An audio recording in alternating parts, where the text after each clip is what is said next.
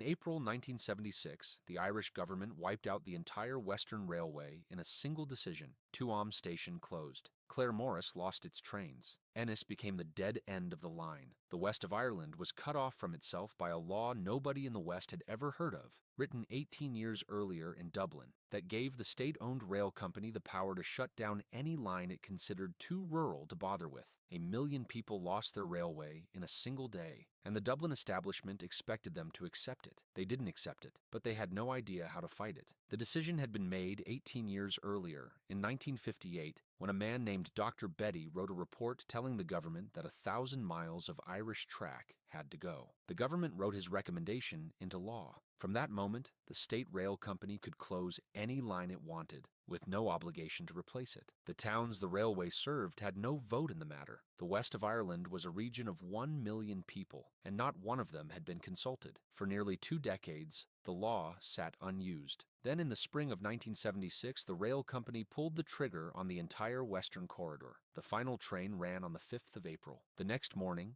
240 kilometers of track were dead. Tuam was cut off. Claremorris was cut off. The town of Ballyglunin, where they had filmed The Quiet Man 24 years earlier, lost its railway station and never got it back. Every town along the corridor woke up to the same fact: the trains were not coming back. The Dublin establishment said the closure was about money. The line was losing £250,000 a year. The numbers made the decision. What nobody in Dublin bothered to calculate was what closing the railway was going to do to the towns that had depended on it. Within 10 years, Tuam lost its sugar factory. The railway had been the cheapest way to move sugar beet from the farms to the plant. And once the railway was gone, the road haulage costs killed the operation. 2,000 jobs vanished from a town of 7,000 people. Within 20 years, every town along the corridor was emptying out. Students couldn't get to college in Galway or Limerick without a car. Older residents couldn't visit family in the cities. The single carriageway roads couldn't carry the traffic. The death rate from road accidents in the western counties became the highest in the country. The Dublin establishment called it rationalization.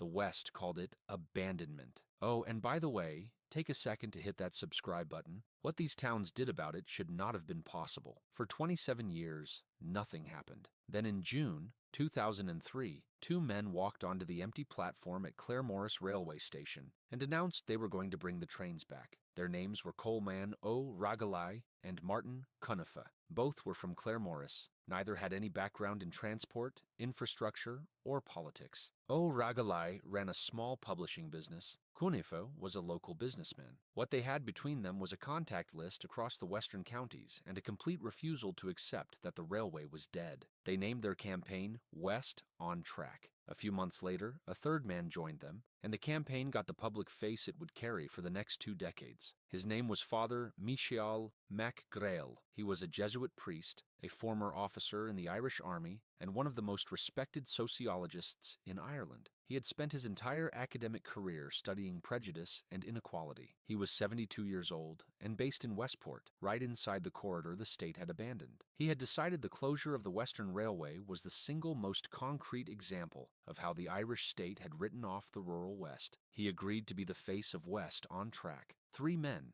no money, no political power, no staff. They were taking on the entire transport bureaucracy of the Irish state. The Dublin establishment laughed at them. The Irish Times ran editorials calling the campaign a fantasy. The Irish Independent ran columns saying rural Ireland didn't need a railway. A Dublin commuter lobby group came out against the reopening. The government quietly commissioned its own strategic rail review that concluded the line should stay closed. In August 2003, a senior Irish columnist wrote in a national newspaper that you cannot have a sensible railway system between a low-population region and a city. That single column got passed around the West on track meetings like a recruitment poster. Every household in the western counties that read it joined the campaign. The next year, West on Track did something the Irish state had not expected. They collected 100,000 physical signatures across the western counties demanding the line be reopened. This was before online petitions existed in any meaningful form. Every signature was collected by hand. Church gates, shopping centers,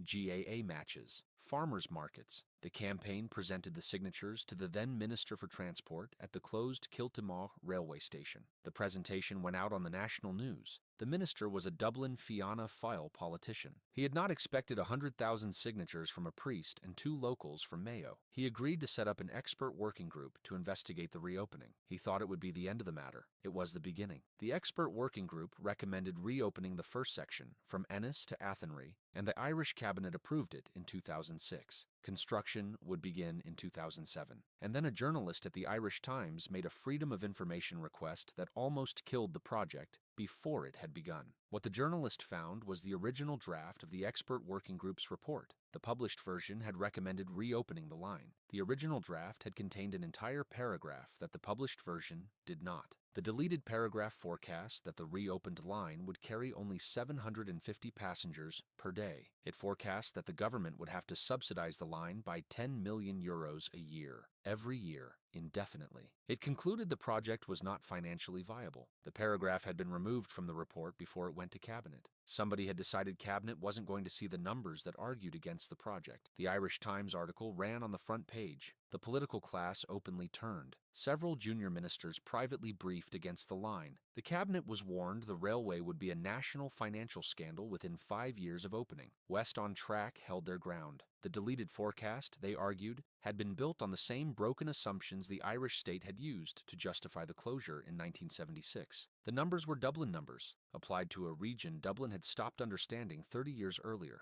Mac Grail went on national radio. O'Reilly briefed every TD in the western counties personally. The work continued. The line opened on the 30th of March 2010, on budget, at a cost of 106.5 million euros, 34 years after the closure. The first year's passenger numbers came in at 53,000. The forecast had been 100,000. The Dublin establishment celebrated. The Irish Times ran a follow-up calling the numbers a disaster. The Irish Independent suggested converting the line into a cycle path. RTA commissioned a second documentary, framing the reopening as the failure they had predicted all along. The same columnist who had written that rural Ireland didn't need a railway wrote that the numbers had proved him right. West on Track issued a single statement. The line had opened in the worst recession in modern Irish history. The country's economy had collapsed by 12% the year of the opening. The early numbers reflected a national emergency, not a structural problem with the railway. The campaign told its supporters to wait. 3 years later, the rail company introduced online booking, then new fares, then commuter tickets. In January 2015,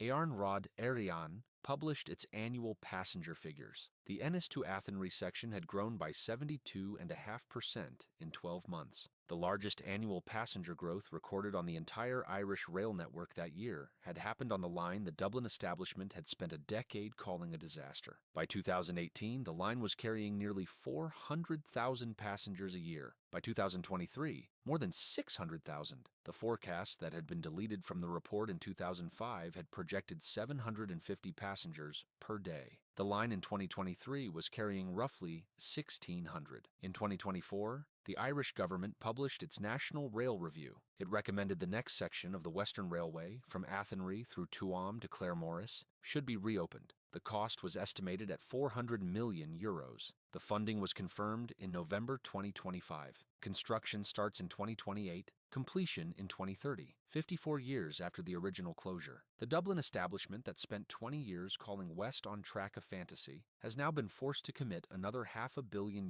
to reversing the decision they made in 1976. The Dublin establishment had been wrong by a factor of 2. Mac Grail lived to see it. He died in January 2023, age 91. Phase 2 is funded. Phase 3 is being designed. A priest, a publisher, and a businessman from a town of 7,000 people beat the Irish state, and the state is still paying.